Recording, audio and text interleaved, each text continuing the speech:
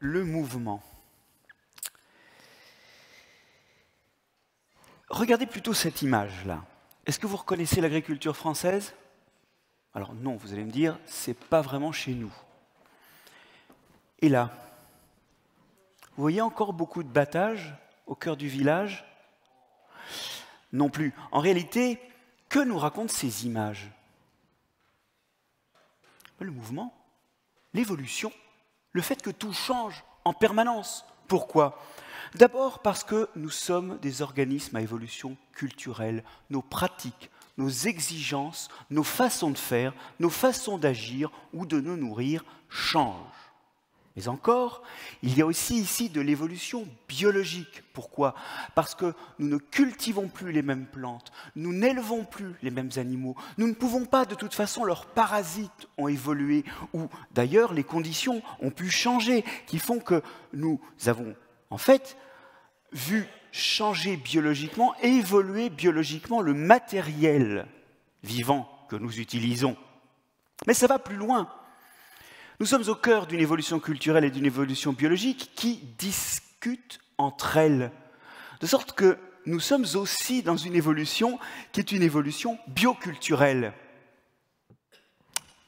Regardez, dans toutes les sociétés qui ont adopté des céréales et qui donc mangent beaucoup d'amidon, la capacité à digérer l'amidon a été sélectionnée et dans notre salive, à nous, population agricole qui mangeons des céréales, il y a beaucoup plus d'amylase, cette enzyme qui permet d'attaquer, de commencer à attaquer l'amidon et de le digérer. Bon, d'ailleurs, au passage, c'est ça qui fait qu'on a des caries.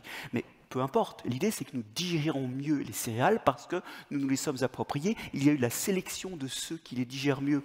De même, dans toutes les populations, et il y en a plein de par le globe, qui ont élevé des bovins et traité ces bovins pour obtenir du lait, on a eu une sélection, une chose complètement incroyable pour des mammifères, la sélection de la capacité à digérer le lactose, ce sucre qui est très abondant dans le lait, la capacité à digérer le lactose à l'âge adulte.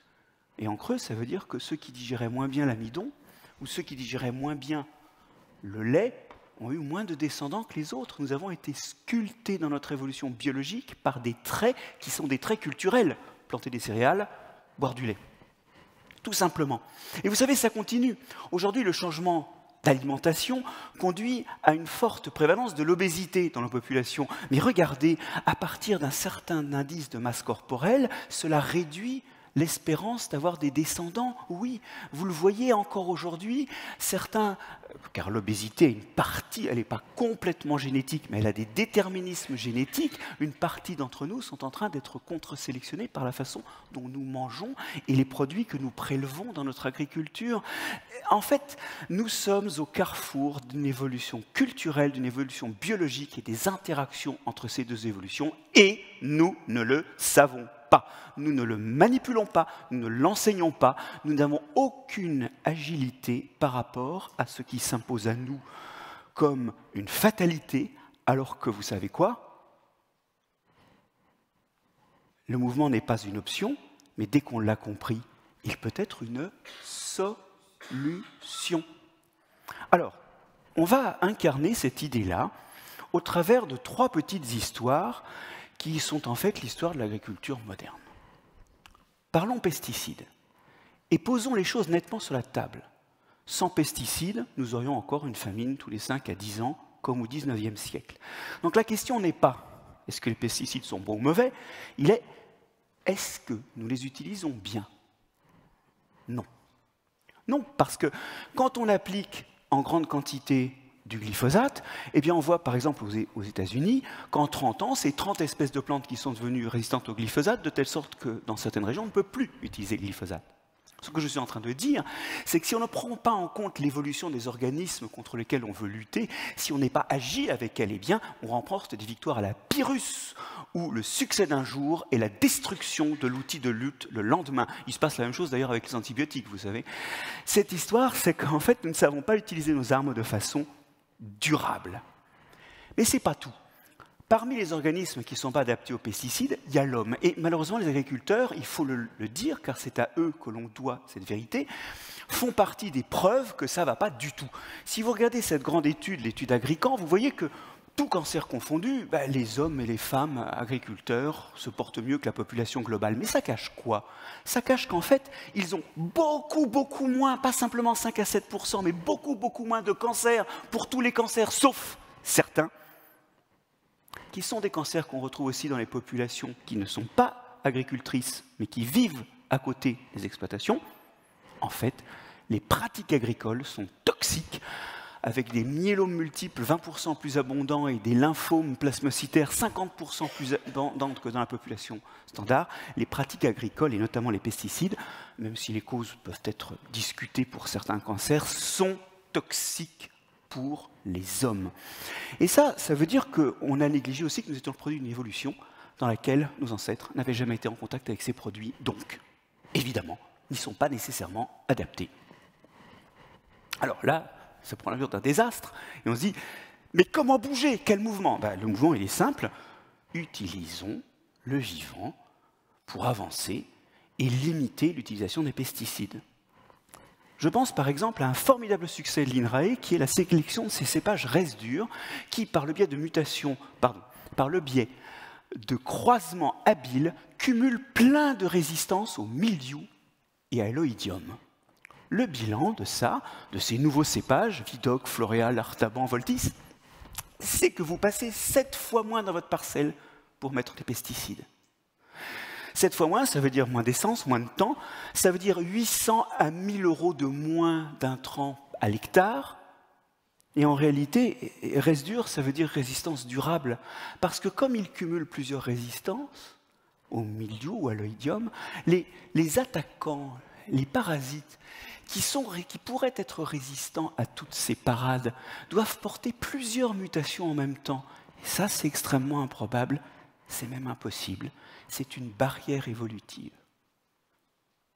C'est extrêmement gracieux, au fond, parce que ça retourne l'évolution contre l'adversaire, et c'est aussi une stratégie que vous connaissez peut-être à travers la trithérapie pour le sida, les murs évolutifs. Alors, on peut également contrôler les bioagresseurs avec d'autres méthodes. Et en particulier, on peut utiliser de la biodiversité, alors non pas la diversité génétique dans l'espèce, mais la diversité des espèces. Et vous avez ici des complexifications des systèmes agricoles qui vous permettent, en rajoutant des arbres, de limiter la propagation des maladies, simplement parce que ces arbres, ils abritent des oiseaux, des chauves-souris qui vont manger les insectes indésirables, par exemple. Les haies aussi, qui sont, en plus d'être, comme l'agroforesterie, d'héberger les ennemis de nos ennemis, sont des vraies interruptions dans la continuité des ressources des parasites et les empêchent de se propager. En ayant des intercultures d'hiver, c'est-à-dire en semant d'autres plantes en hiver, on peut aussi affamer, repousser les prédateurs ou les parasites des cultures que l'on va réaliser l'année suivante. Et puis les cultures mixtes, le fait de mélanger des cultures entre elles, ça permet aussi de créer des paysages où la maladie a du mal à se propager, car quand on a une maladie de blé et qu'on est complanté, quand on est dans un champ complanté de fèves, c'est difficile de se propager, parce que souvent le voisin du blé, c'est une fève, et là, ça ne marche pas. Alors, vous voyez qu'il y a des solutions qui sont basées sur une vision évolutive de la propagation et des stratégies de résistance des organismes. Venons-en à une autre histoire qui est celle des engrais minéraux. Alors les engrais minéraux, c'est la même chose que les pesticides, on leur doit de ne plus avoir faim. Mais que mangeons-nous ?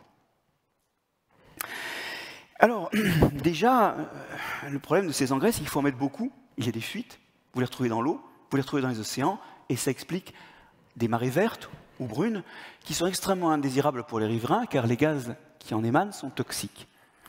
Mais cette toxicité des engrais minéraux, elle est plus forte encore sur vous et moi, car les phosphates miniers contiennent du cadmium.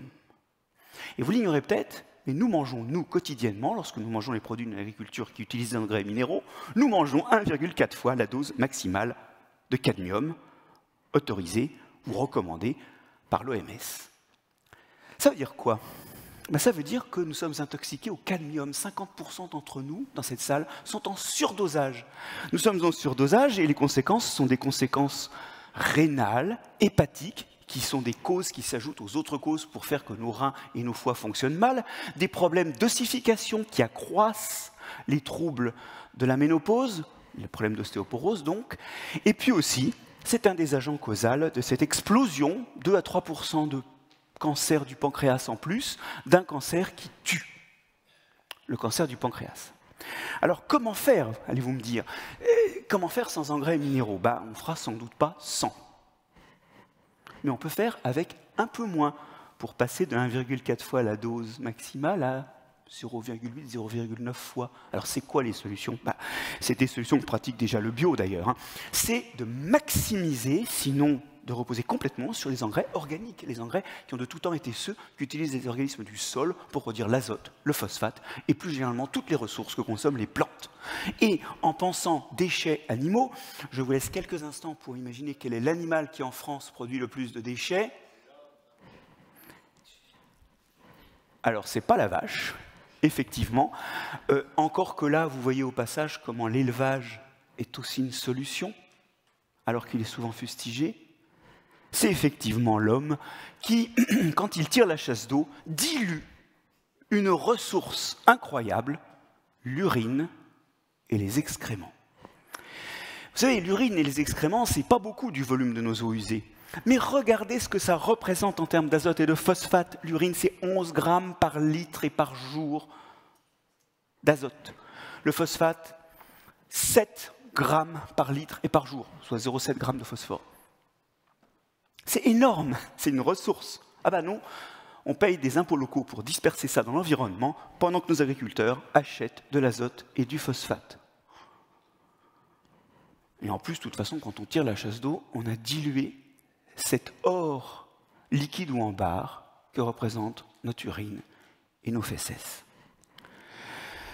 Vous voyez que finalement, notre lien à la nature, c'est aussi ce qu'on peut lui donner de nous-mêmes et qui ne nous coûte pas cher, car nous le produisons tous les jours. Dernière petite histoire, le labour. Le labour, ce n'est pas une histoire récente.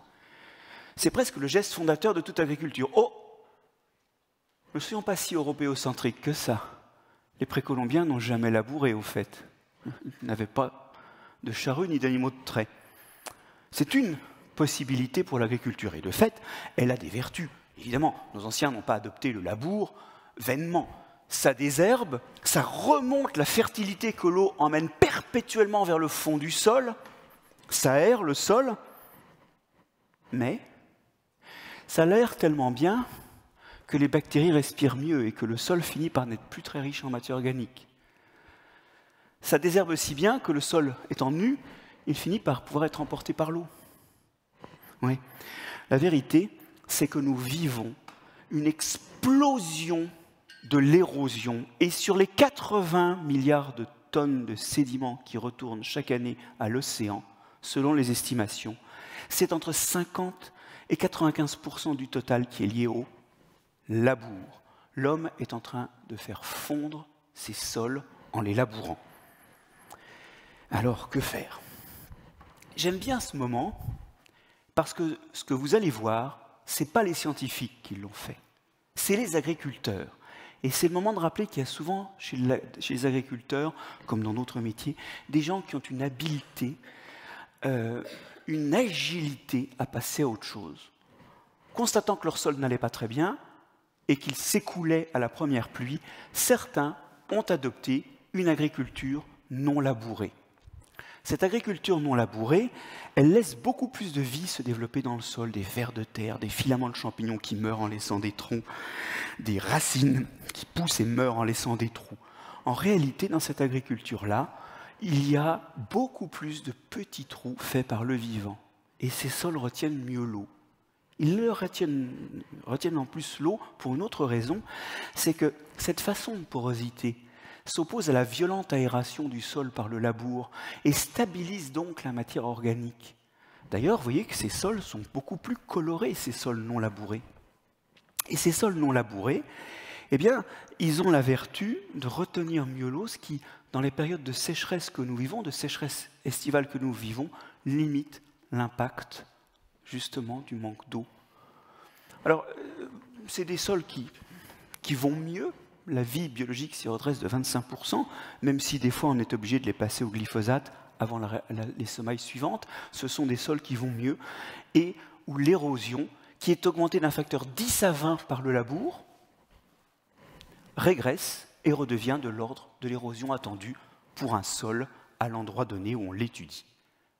Oui, c'est une cicatrisation. Alors, d'ailleurs, ce sol a un point commun avec les haies que je vous ai montré auparavant. Ça stocke du carbone. Car dans ce sol où la matière organique s'accumule, notamment si vous avez semé des plantes en intersaison et que vous les avez laissées joncher le sol avant vos cultures suivantes, dans ce sol où s'accumule la matière organique, eh bien, on stocke du carbone, entre 0,1 et 1 tonne de carbone par hectare et par an. Les haies que j'évoquais précédemment stockent aussi du carbone, à la fois dans les racines, dans les feuilles mortes, mais aussi dans les parties aériennes. On compte 100 tonnes de carbone par kilomètre de haies. Et vous voyez qu'au passage, les solutions que j'évoquais cochent d'autres cases. Elles cochent par exemple une case climat. C'est pas tout. Elles cochent aussi une case eau. Quand on passe à des engrais organiques, l'azote et le phosphate sont relargués en moins grande quantité et sont tout de suite exploités par les végétaux. Il y a donc moins de fuite.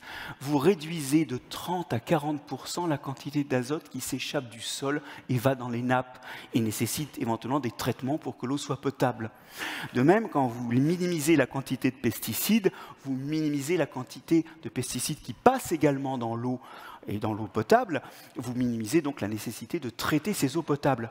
Quand on sait les traiter, car je vous rappelle, à propos du chlorothalonil, un pesticide qui a été récemment interdit, qu'on a découvert un peu tard qu'un de ses dérivés, le R471811, était très très toxique et intoxiquait 50% des eaux que nous buvons. Ça veut dire que nous traitons ce que nous connaissons, mais nous sommes loin de connaître tout ce que font les pesticides dans les sols et tous les dérivés qu'ils produisent. Oui, sur la qualité de l'eau, les solutions que je vous ai données peuvent permettre de limiter les traitements.